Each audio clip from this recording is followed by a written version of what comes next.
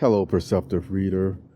Welcome to one of the first in this category of my coffee restaurant, coffee shop heading type topics that's now showing on the website, or you will eventually see it on the website. I have a lot of different subjects that I've talked about over the years.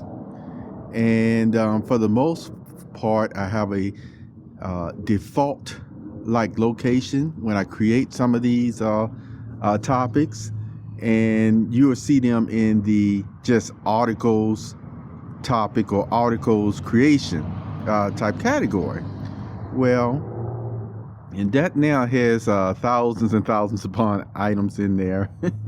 So I wanted to make a different category that, has my favorite enjoyment beverage, one of them, which is coffee, to show you that these are the actual conversations that I've had and enjoyed over the years with different bright minds and backgrounds of all kinds. You see, not just about work, some of these topics, but really, literally, about the deep spiritual concepts and philosophies that different people have also learned in their different travels, and they just happen to maybe be gracious enough to take, a few minutes of their time, or even longer, to express something that they have learned, something that they may have taken deep into their hearts and minds as to this is the way life really is. And then you see it play out in the other avenues of their life, even their occupations, why they chose the ones that they have, why they continue to also enjoy in recreational areas things that they enjoy. Well, this subject that I want to say up front, the reason why I'm picking this subject is because it's going to really show you where in one way it'll show you just how all wise, all perfect, and all beautiful God truly is. We sometimes use the term God Almighty, so he's mighty in everything. And for the sake of expressing another facet or getting to the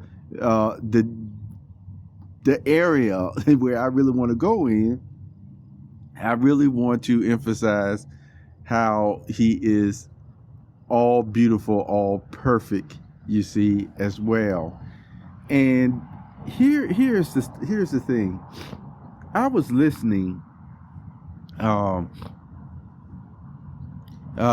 a very nice report.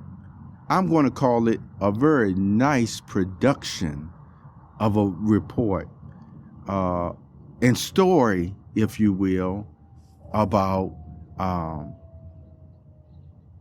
history of the Bible, what has already happened from what people believe about prophecy and things of that nature, like the flood of Noah, and other aspects of, I'm going to say, even Greek mythology and everything. And so the way that this report was done, this presentation was done, you see, I still like to give credit where credit is due.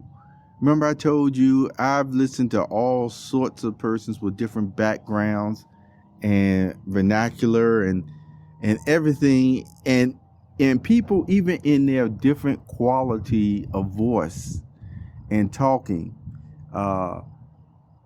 You really get a flavorful way of listening and gathering information. You see, all it takes sometimes is just to listen and a cup of coffee.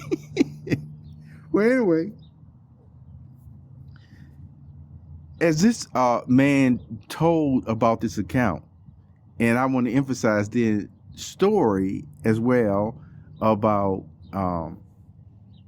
the women of Noah's day who actually became wives to the angels, that really already had decided to turn against God and just come to the earth and take how many wives they wanted, you see, and that they produced children with those wives.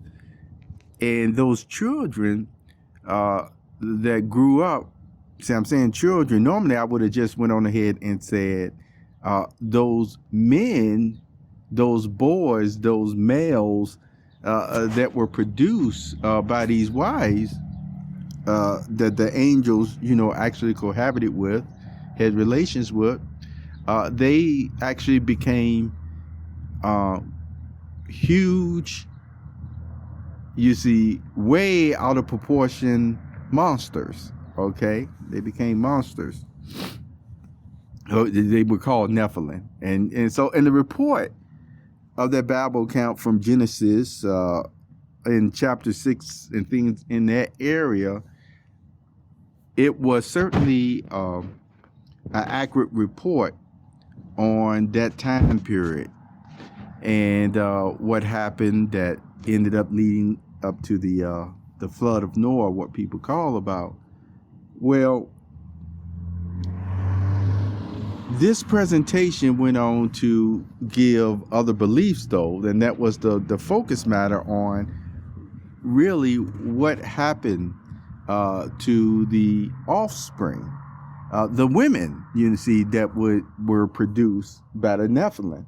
You see, not the Nephilim, that were produced by the angels, because he was taking it from the route that it would only make sense. See, that's the type of route, that's the impression that was being given from, you see, different people's belief systems and their research and what they read. They were saying that it really would only make sense that if there were men that were born, or baby boys, that there would also be baby girls.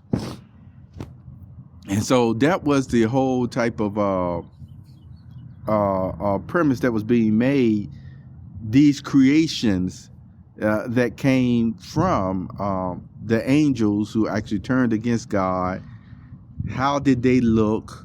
What happened to them, the men and the girls, or the women, okay? So, without telling that whole account, which I told you was very well put together, this is what I still want to share to you, that it really goes to show from what we've read in those type of Bible accounts that produced persons that were even bigger than the size of Goliath. You see what I'm saying? You heard the story about David and Goliath, that Goliath is mentioned along with other types of persons who grew way more out of proportion because of the different effect that those angels that turned into demons came to the earth and really messed up the chemistry. That's the word I'm going to use, of mankind. Messed up the DNA. And that's why those giants, so to speak, were created as far as on the male side. Now, I'm emphasizing on the male side because the premise was still going into the report. The presentation was still going into what happened to the daughters of these angels. Now, this is still what my understanding has been about the Word of God and about angels, and about how God, you see, the Almighty, created every single angel in heaven, beautiful in form, but still considered in the masculine, you see, the masculine God form, if you will. You see, I'll say masculine male form, or what have you, no matter how they look. And that's one reason why the Bible referenced them as sons of God. And it was all the sons of God, you see, that even shouted for joy when the creation was being made, and the earth, and etc. So it's always really in the masculine form when we're talking about the angels that have appeared on the earth and do his will in heaven, etc. No feminine gender in that way, okay? We could get into the combination of the image of God and things of that nature, but that's not what I really want to emphasize here. What I want you to take away from this is this. When the angels who actually disobeyed God took on wives, even with the whole mindset of it all that they carried, and even ability, it was like, remember, they could only pass on or do what God had already, you see, shown his ability to do in the first place, and what he was doing. And so it has always been my understanding, and even the teachings of the church, you see, which I get this information from, that every offspring that came from the women, the wives of this the way that God looked at it, a very deviant union. That's the way God actually looks at it. You see, it's almost like, well, I ain't gonna even tell you how deviant God views it. So still, the offspring that came about from that union were all male childs, if you will, all male. Not one of them being a female, all male. And so I gave this bit of information so that you would see, and remember, they turned out to be monsters or giants on top of that. And so I shared this account with you so that you can see that anytime the spirit creatures, or even humans for that fact, take on the sources of power and misuse it in the way that God did not want them to use it in, it turns into something very, very it's like a monstrosity that is produced. DNA is warped in certain ways, and it just goes far away from the beautiful form that Adam and Eve were created with from God. Perfect. See, that perfect form, the perfect ability to procreate even, you see, and produce other perfect children without any ailments of any kind, you see. There would be no need, or never would have been any need, for additional, people call those different vaccines and stuff like that babies have to get when they're born. And we know still are complications down to this day for some of the children that have been born in this way or that way when they have to take them. All the same, the beautifulness, the perfect beauty of God, and that's what I tell you what I want to really emphasize here as well, is that everything that he has done for us and the abilities that he has given us to be used in his way, in the way that we were really supposed to appreciate and enjoy these different gifts of life that he has given us, that's all a part of it. I'm telling you, before the mishaps of what his enemy did to humankind, I got to tell you, it was all in a perfect, beautiful way, a way of enjoying on this and enjoying life overall. And there were other aspects I told you in this report that I'm just going to let you know still made it sound like there are things even in the sea which I know we don't know about, and that quite possibly those things in the sea are still really stemming over from even before the flood of Noah. You know, I don't really have anything to really address too much in that matter. I just do know I'll make one clarification about a prophecy in the Bible where it does talk about the sea being no more, and the report actually did touch on this.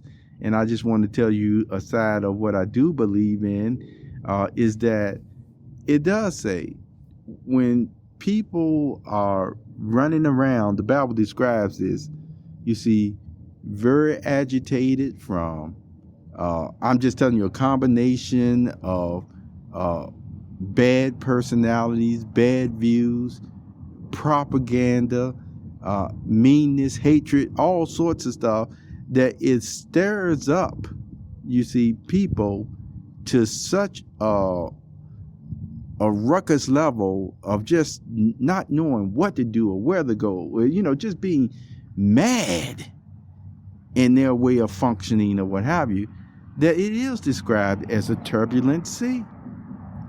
The way people act and function, and I mean, just very out of whack, a tumultuous sea.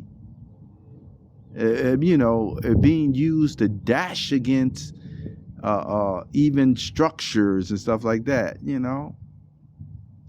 This is what I'm going to say my understanding is, that when God talks about the sea being no more, he really is symbolically talking about that type of tumultuous way of functioning and being irate and so disorganized and rebellious and things of that nature. That type of attitude and way of functioning will be no more in the people's hearts and minds and spirit. We will truly, you see, have a piece of a river that's from God in our hearts and minds, where never anymore will we have to deal with this tumultuous, rebellious sea of persons who don't appreciate God. And we certainly won't have to worry about anymore that harshness of the symbolic sun, of it beating down on us on a daily basis too. And some persons really know in another area that could be a presentation in itself, just what that means. So I just wanted to share that with you and to tell you to have a wonderful day. Take care.